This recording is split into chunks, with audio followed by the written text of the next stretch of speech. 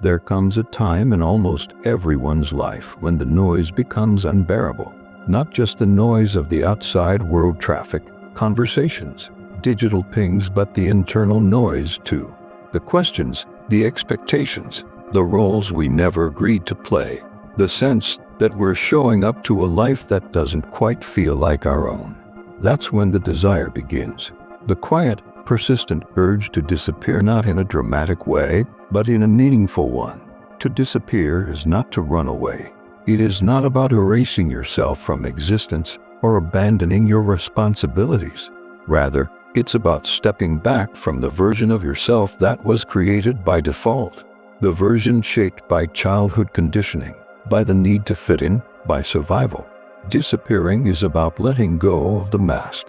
It's about exiting the performance and stepping into the process of becoming.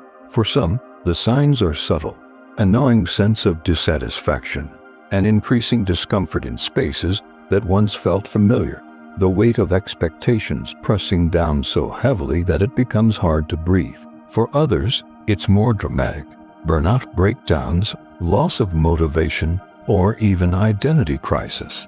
In either case, the message is the same: you've outgrown your old self. We often mistake this feeling for failure, but in truth, it's evolution. You are not falling apart. You are shedding. Like a snake discarding its skin or a caterpillar retreating into a cocoon, your discomfort is the first stage of transformation.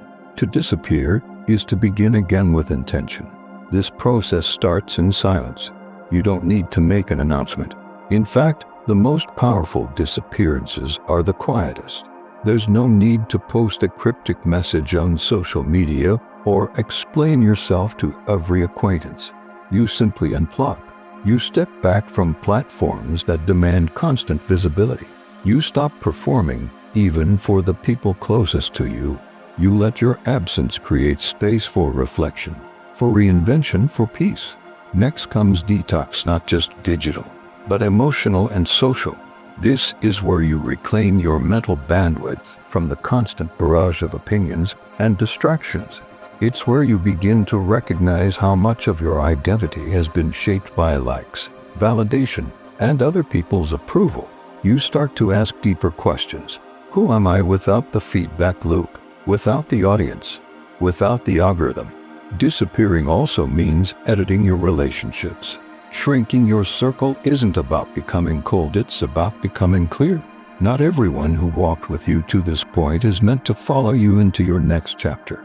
Some people were there for the old version of you, and that version no longer exists. You begin to notice who brings clarity into your life, and who brings confusion, who energizes you and who drains you, and you make the hard choices accordingly. The void is real. Once you step away, it won't always feel empowering. At first, it feels like loss, like absence, like loneliness. You will grieve things you never thought you'd miss. You may feel forgotten.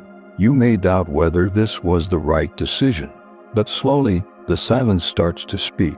You begin to hear your own voice again, the one buried beneath the static for so long. It's faint at first, but it grows louder with time, with discipline, with solitude.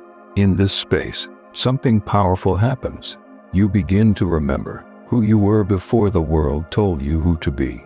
You remember your values, your curiosity, your creativity. You remember the younger version of you that still lives inside, unimpressed by status, unbothered by judgment, and endlessly hopeful. Now, the rebuilding begins. Disappearing is not the end. It's the midpoint. After the shedding comes the shaping. You begin to create new routines, not to be productive, but to become grounded. You wake up earlier. You move your body with respect. You read things that stretch your mind. You write things you're too scared to say out loud. You stop multitasking and start living with presence. And in doing so, you become unrecognizable, not in how you look, but in how you move, how you think, how you exist. You start to live from the inside out. Decisions are made based on alignment, not approval. You develop boundaries that protect your time, your energy, your peace. You stop chasing what isn't meant for you. You stop begging for rooms that don't value your presence. You let go of the need to be understood and replace it with the commitment to be authentic.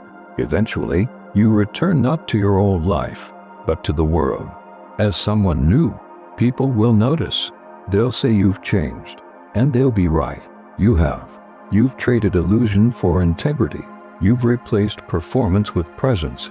You've chosen depth over distraction. The truth is, disappearing was never about escaping the world.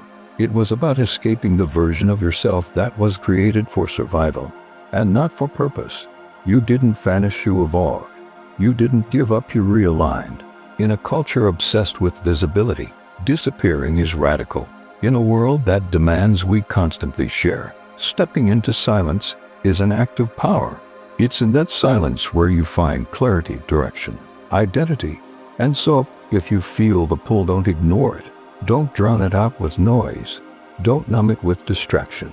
Follow it into the quiet, into the unknown, into the part of yourself you've never fully met. Disappear, reset, reinvent, and when you're ready, return not as who they remember, but as who you were always meant to be.